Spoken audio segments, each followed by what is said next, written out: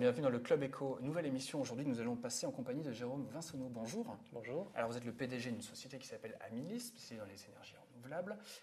Expliquez-nous un petit peu comment elle est née, cette société, à quelle époque d'ailleurs, et aujourd'hui, comment est-ce qu'elle a évolué. J'aimerais qu'on fasse une petite photographie, finalement, une photographie chiffrée qui plus est, de votre entreprise. Alors j'ai créé l'entreprise début 2009, donc ça va faire 5 ans et demi maintenant. Au départ exclusivement positionné sur le marché des installations photovoltaïques. Et puis petit à petit on a diversifié notre activité et notre clientèle pour s'inscrire plus précisément sur le marché des énergies renouvelables. Donc aujourd'hui on propose toutes les solutions en base d'énergie renouvelable telles que les chauffages écologiques, le système d'eau chaude sanitaire, d'isolation écologique, auprès de clients particuliers et de plus en plus professionnels. Donc depuis 2009, on a créé environ 35 emplois et on fait, sur l'année 2013, on a fini notre chiffre d'affaires à plus de 3,5 millions d'euros. D'accord. Voilà. Alors comment est le trend, comme on pourrait le dire? On sait quand même que vous êtes sur un marché qui n'est pas évident à appréhender, qui est très mouvant, on le sait, la loi change souvent, régulièrement, plus que régulièrement. Comment vous vous positionnez par rapport à tout ça? C'est vraiment la plus grosse problématique de notre métier. Vous êtes équilibriste finalement. Ouais, c'est un peu la problématique et c'est ce qui fait que malgré la croissance qu'on a connue, je pense qu'on aurait pu faire mieux, mais à la limite on continue à avancer, c'est déjà le principal. Aujourd'hui on a un contexte réglementaire, fiscal qui tous les ans change, pour pas dire des fois tous les 6 mois, c'est-à-dire que des fois on a vraiment des changements majeurs en cours d'année fiscale.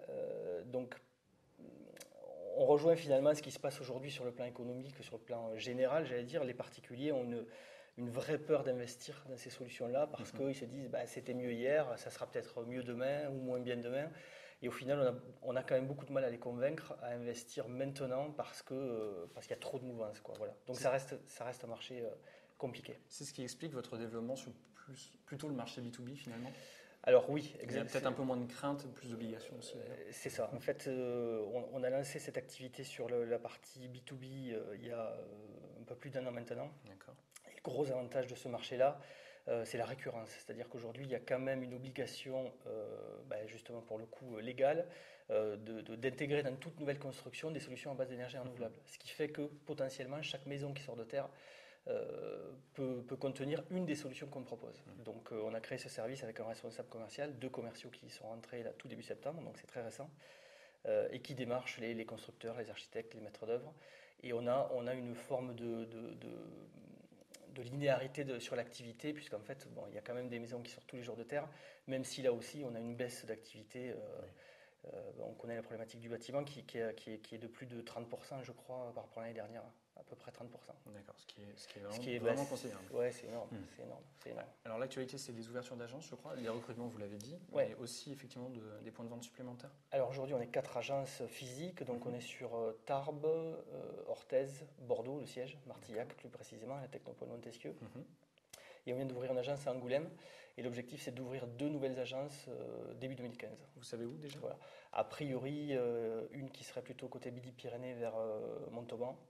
Et une qui pourrait être ou à Périgueux ou dans les Landes. On essaie de croître de façon un peu en étoile, pour rester en étoile à proximité de ces agences-là, quoi. D'accord. Mais d'être toujours sur des secteurs proches de nos clients.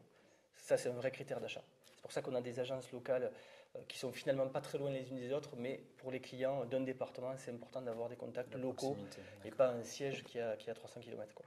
Alors Jérôme Vinsonneau, vous allez intervenir dans quelques jours, ce sera le 11 septembre précisément, sur la journée de l'économie Aquitaine, événement qui est organisé donc par la Chambre consulaire et le Conseil régional.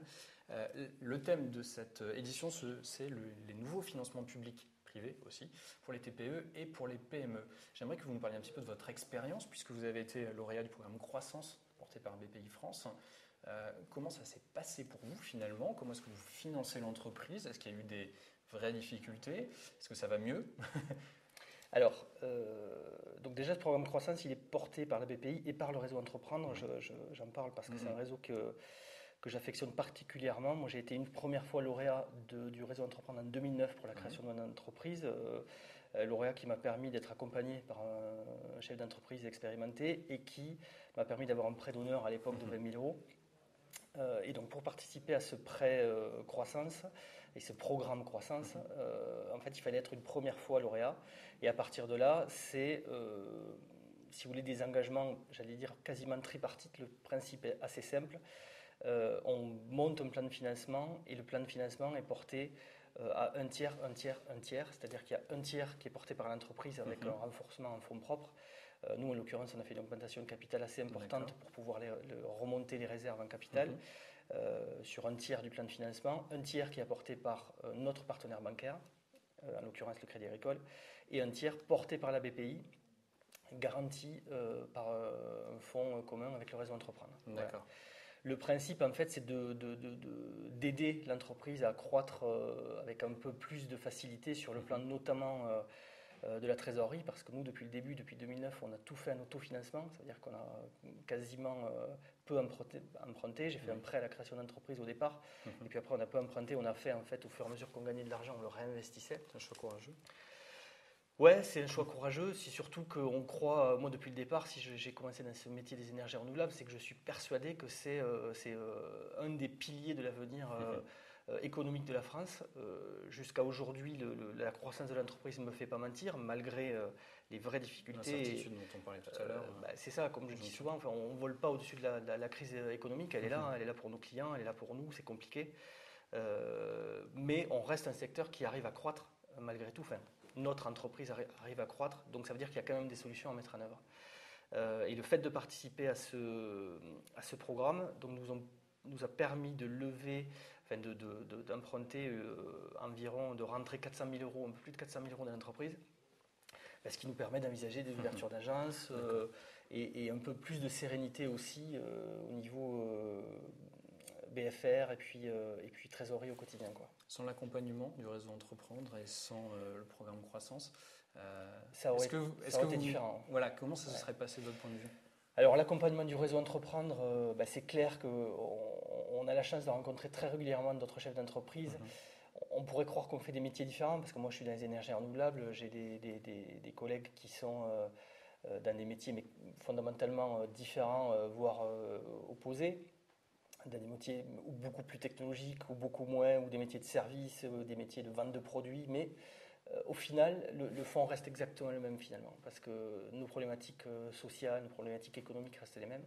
Et donc cet échange-là, il est très important. Donc ça, c'est vraiment pour moi l'importance du réseau Entreprendre, parce que ça m'apporte au quotidien. Et en ce qui concerne ce programme croissance, là aussi, c'est sûr que je n'ouvrirai pas l'agence de Goulême, je ne l'aurais pas ouverte. J'ai embauché un responsable commercial senior. Ça représente un budget, surtout quand on sait que le B2B, on est sur du cycle de vente à moyen voire long terme.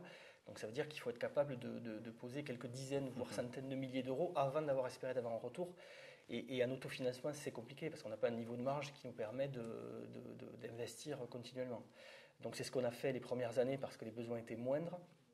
Aujourd'hui, le fait de pouvoir compter sur environ 400 000 euros d'investissement, ça nous permet de voir plus sereinement ces ouvertures d'agence notamment, quoi. D'accord. Écoutez, on vous donne rendez-vous donc le 11 septembre, durant Parfait. cet événement, Journée de l'économie Aquitaine. Merci beaucoup. Bon vent également à votre entreprise, bien sûr. On suivra ça de près.